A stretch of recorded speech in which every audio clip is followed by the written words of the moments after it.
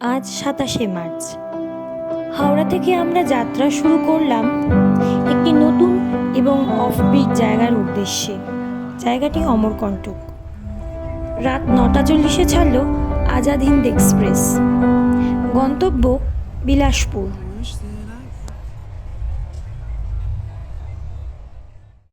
পরের দিন ঘুম থেকে উঠে বুঝতে পারলাম আমাদের ট্রেন প্রায় ৩-৪ ঘন্টা লেট। এখানে ছোট্ট করে বলে রাখি, আমরা একটু ব্রেক জার্নি করেছিলাম। তার কারণটা হলো আমরা বৃহস্পতিবারে যাত্রা শুরু করেছিলাম।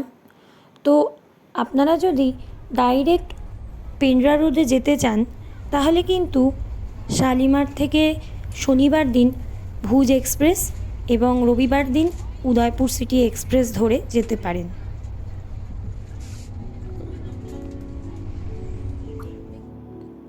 প্রায় বেলা 12:30 নাগাদ আমাদের ট্রেন ঢুকলো বিলাসপুরে। আমরা অলরেডি নর্মদা এক্সপ্রেস মিস করলাম।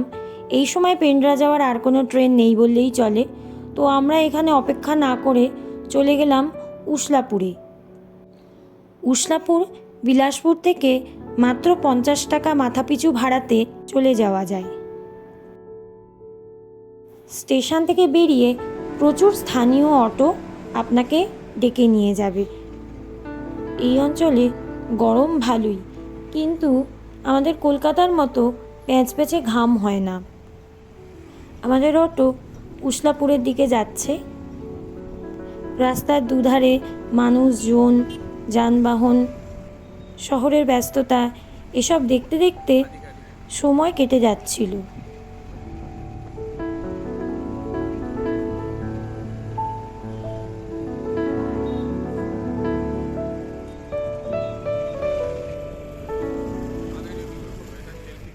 বিলাসপুর ছত্তিশগড়ের কিন্তু প্রাণকেন্দ্র বলেই ধরা চলে।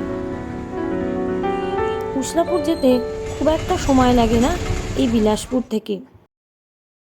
আমরা পৌঁছে গেছি উশলাপুর স্টেশনে। উশলাপুর স্টেশন থেকে পেন্ড্রা রোড অবধি প্রচুর ট্রেন অ্যাভেলেবেল।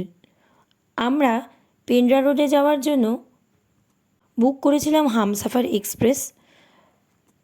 আমাদের ট্রেনের টাইম বেলা 1:50। আমরা আমাদের সঙ্গে থাকা কিছু শুকনো খাবার খেয়ে নিলাম, কারণ জার্নি তো অনেকটাই এবং হুট করে হুজুগে বেরিয়ে পড়ার জন্য সেরকমভাবে একটানা যাত্রা করার সুযোগ এবারে পেলাম না। এখানে আমরা বলে রাখি, আপনারাও যদি কাজের চাপে রবিবার শনিবার দিন না বেরোতে পারেন, অন্য দিন যদি বেরোন তাহলে এভাবে কিন্তু আসা যায়।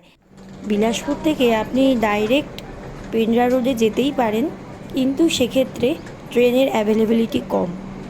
বিলাসপুর অবধি আপনি যদি কখনও আমাদের মতো লেট করে পৌঁছন, যেটা এখানকার একটা খুব কমন ব্যাপার, তাহলে এই বিকল্প উপায়টি কিন্তু আপনারা অবলম্বন করতেই পারেন।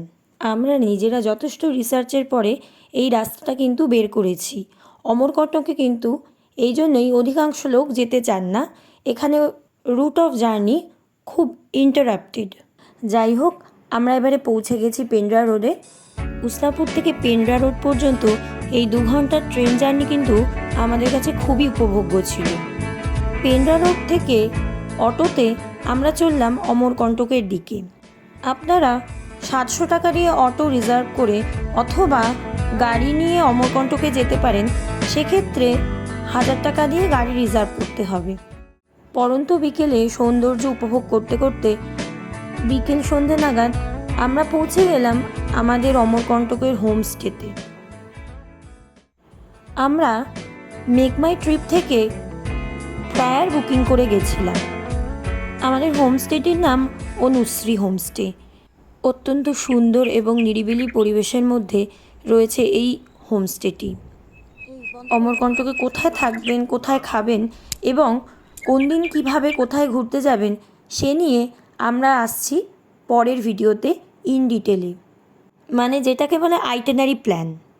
আমরা নেক্সট ব্লগে অমরকণ্টকের দ্রষ্টব্য স্থানগুলি নিয়ে খুব তাড়াতাড়ি ভিডিও আপলোড করতে চলেছি। দেখা হচ্ছে আপনাদের সঙ্গে পরের ভিডিওতে। ততক্ষণ পর্যন্ত সুস্থ থাকুন, ভালো থাকুন।